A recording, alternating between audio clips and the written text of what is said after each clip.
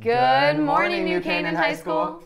I'm Caitlin Mulcahy coming to you live from the NCTV studio. Today is October 12th and a day D. And I'm Luke Rambuya. Between PSATs, college visits, and Students of the Month, we have a lot to get to today, but we'll get to that after the pledge. So first, will everyone please rise for the Pledge of Allegiance?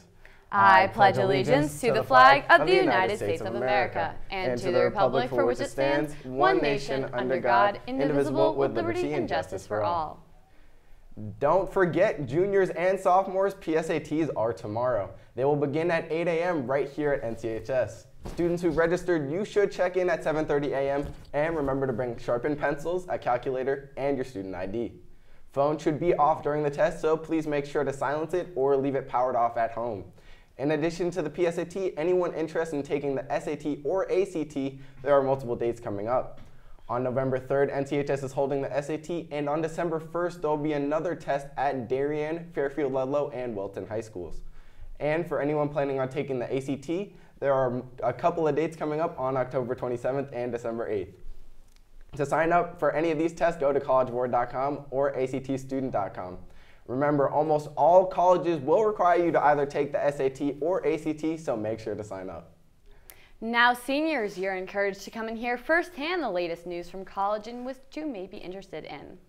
Students who are unable to meet with the reps should stop by the College Career Center before the visit time and fill out a letter of regret. Now juniors, if you have a free period during the scheduled visit, you're also welcome to attend. However, attendance will be taken at each session and passed along to the attendance office, so make sure you have permission or are excused from your class. If you are interested but haven't signed up yet, you can check out the schedule available on the Naviance and NCHS websites. Registration can also be completed on that Naviance website. All visits will take place in the College and Career Center unless otherwise noted, so make sure you check where the visit will be located before the day of the event. Now moving on to something I'm sure you are all excited about, the 2019 yearbook is now on sale. Last Thursday, you should have received an email from Mr. Zambrano with the link to order your copy of the yearbook. If you'd like to pay by check, please make it out to Paranos and send it to the main office. Orders placed before December 1st cost $70, after which the price increases to $85. If you forget to place an order, you can still purchase on the day of distribution for $100. So make sure to take advantage of the discount and order your yearbook. Now we have some pretty exciting news to get to, as last week October's Student of the Month were announced. Students include freshmen Sophia Rambuya and Milan Afshar, sophomores Henry Benton and Alex Kurtz, and juniors Mary Haney and Sophia Vallero Luna. Finally, seniors include Will Hetherington, Sean O'Neill, and Ava Nichols. These Students of the Month have been recognized by teachers as exceptional role models for their peers, so congrats to all those awarded.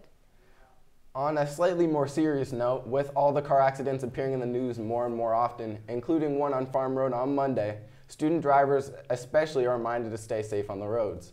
The New Canaan High School community is a loving one, but dangerous and distracted driving threatens everyone's safety and well-being. So when you're out on the road, make sure to remember that texting and driving don't mix. Next week, we'll have a little more information for you from Dennis Mulcahy on the Safe Driving Assembly, which happened last night, so look out for that. Coming up soon is the NCHS fall musical, The Addams Family. This is a story of a thrill-seeking family whose life is turned upside down when their daughter Wednesday falls in love with a normal boy. When the family is invited over for dinner, things get, well, they get a little crazy. To find out more, be sure to check out the play. Performances will take place Friday, October 26th at 7 p.m. and two more on Saturday the 27th at 2 and 7 p.m. Now this is a great show for all kids, their families, and anyone who just wants to relax and enjoy a good show. While performances aren't for another 2 weeks, be sure to buy your tickets soon. And while this is true, Luke, I know the cast and crew certainly aren't relaxing. And neither are our Rams. For more information on our sports teams, let's head over to my guy, Dylan Pescatori. Dylan?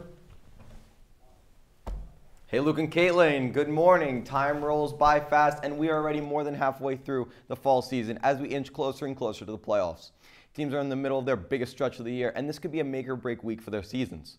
Hello NCHS, I'm Dylan Pescator here to update you on everything sports related around NCHS. Let's get right to it. This is your Rams Sports Report.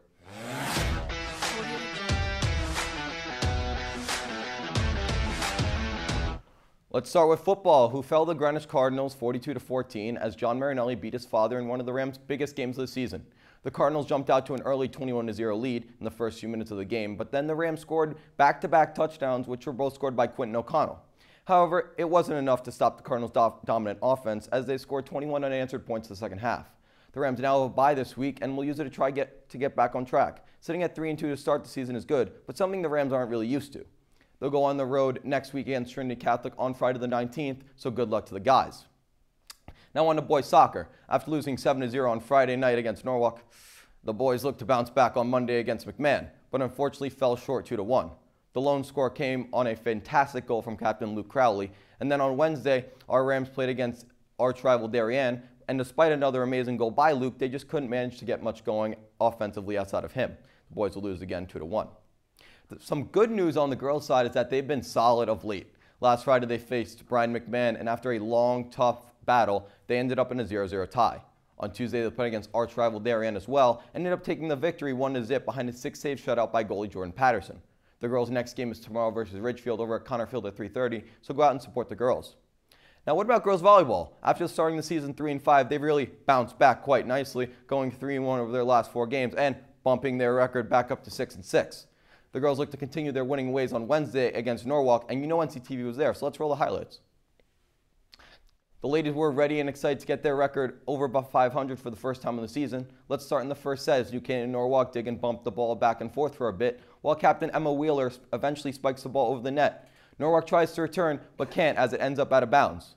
New Canaan takes the first set 25-11. The second set, however, was much closer as Norwalk was only down a few points when the Rams take advantage of a Norwalk volley that goes out of bounds. The Rams would also win the second set 25-21. Then in the third set, Norwalk still hanging around as they go back and forth with junior Charlie St. Raymond hits it over and then hustles back to the net for the block, but is just unable to get it.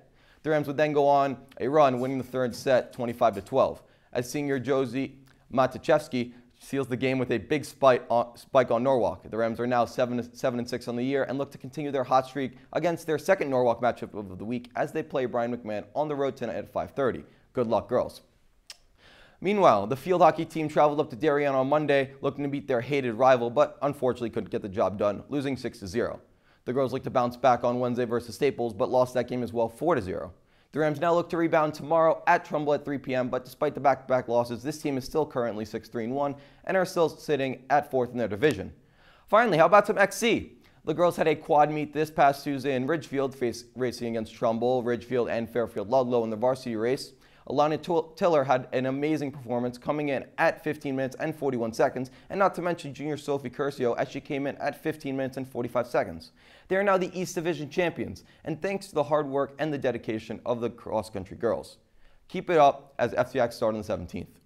On to the boys, who went up to Brewster last Saturday to one of their toughest meets of the season. Senior captain Andrew Mulling came in 6th overall out of 141 runners, and led his team to a 4th place finish out of 21 teams. The boys then brought the same energy to their meet at Ridgefield on Tuesday, this being their last meet before FCX, and the guys went all out. Andrew Mulling was phenomenal once again, coming in 1st place with Alex Malgoli coming in 3rd and Jem Gregg finishing 19th. With Andrew's 2 terrific performances that make the case for him being our Ram of the Week. Congrats, Andrew. The boys have FCX next Wednesday. Good luck to them. Well, NCHS, that's it for me. I hope you have an amazing weekend and hopefully you catch a game or 2 in these next few days. But if you're in a fall sport right now, the battle has just begun. Caitlin, Luke, back to you. Thanks, Dylan. I know I'll be sure to head out and show my support for our Rams. But for more information on the weather for those weekend games, let's head over to Harvey Duplock. Harvey, how's it looking? Thanks, Kaylin. And you know, this past week we've had some very weird weather. It's felt a lot like England, actually, with grey and rainy all the time. But I do have some great news as we are in for a decent weekend. Good morning, NCHS. I'm Harvey Duplock here to give you this weekend's weather. Now, we are attempting a live show right now, but it isn't working, sadly enough. But don't worry, we will move on. Today is on the cooler side of things. This morning we did have a low in the 40s and we will see a high in the 60s. Today is the best day all week weekend, so please take advantage of it. Sadly, tomorrow is taking a turn for the worse. We'll see some early morning showers, but luckily that will clear out for the afternoon. We will see a dip in temperatures with a low in the 40s and a high only in the 50s. If I were you, I'd use this day to stay inside and study. Sunday is going to be a bit warmer than Saturday. It'll be partly cloudy with zero chance of rain. The low will be in the upper 40s, which will heat up slightly to a high in the low 60s. Guys, temperatures are dropping, so from here on out, expect it to be in the 50s for the next few weeks. Caitlin and Luke, although this weekend isn't looking amazing, let's just be happy we weren't hit by Hurricane Michael. If you have friends or family affected, I hope they are okay and have a speedy recovery. I've been Harvey Duplock, and back to you guys. Thanks, Harvey. I will definitely do my best to make the most of the weather this weekend. Well, Caitlin, I for one know that I am certainly looking forward to a little change in the weather. Now, before we go, we'd like to wish a very happy birthday to Matthew Axon, Jack McPhillips, and Molly Mitchell. If you have any announcements, be sure to email us at nctv78@gmail.com or tweet at us at nctv78 a week before the Friday broadcast. This has been Luke Rambuya. And I'm Caitlin Mulcahy. We'll see you next week. Have a great weekend, NCHS. Please cut this.